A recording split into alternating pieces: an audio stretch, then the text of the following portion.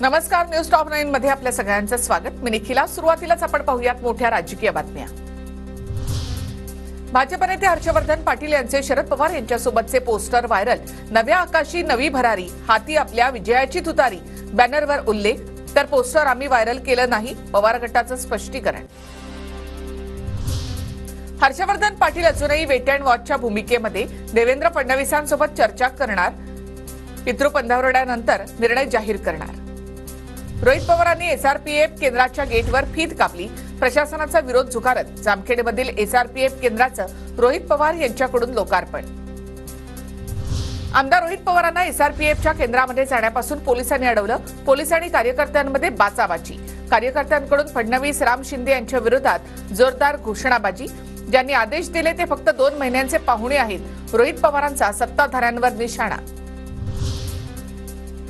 महाविकास आघाडी उद्या सकाळी 11 वाजता पुणे कोर्ट ते स्वारगेट मेट्रोचं उद्घाटन करणार। पंतप्रधान मोदींचा आजचा दौरा रद्द झाल्यानंतर उद्घाटनावरून महाविकास आघाडी आक्रमक। मेट्रो लाईनचं उद्घाटन मोदींनी अनेकदा केलंय, मग पुन्हा उद्घाटनाचा घाट का? सुप्रिया सुळेंचा सवाल। तर काय केलं पाहिजे ते आम्हाला कळतं, त्यांनी सांगू नये, बावनकुळेंचं प्रत्युत्तर। कृपा करून नागरिकांची गैरसोय करू नका, मेट्रो सुरू करा। माननीय प्रधानमंत्री येतील तेव्हा त्याच्यातून ते राईड घेऊ शकतील आणि त्याचं उद्घाटन तर झालेलंच आहे ना आधी। मालवण पुतळा दुर्घटना प्रकरणी चौकशी समितीकडून सुडापाणी अहवाल। चुकीच्या वेल्डिंग कामामुळे पुतळा कोसळल्याचं अहवालामध्ये नमूद।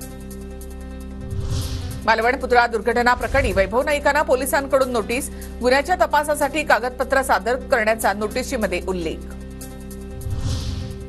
अजित पवार महायुतीमध्ये असूनही वेगळेच राहतील, एका म्यानात 2 तलवारी राहू शकत नाहीत, यांनी 3 टाकल्यात। बोट धरून भाजप वर आली, आता बाकीचे खाली गेले, बच्चू कडूंची टीका। भाजपानं जे 10 जागा लढत नव्हती महाराष्ट्रात, त्याचा 160 जागेवर दावा करतोय। तुम्ही एक सांगतोय, हे सगळे एकमेकाला पाळण्याचं काम करेल। एका म्यानमध्ये 2 तलवारी राहत नाही ना, तर यांनी तर 3 टाकले आता।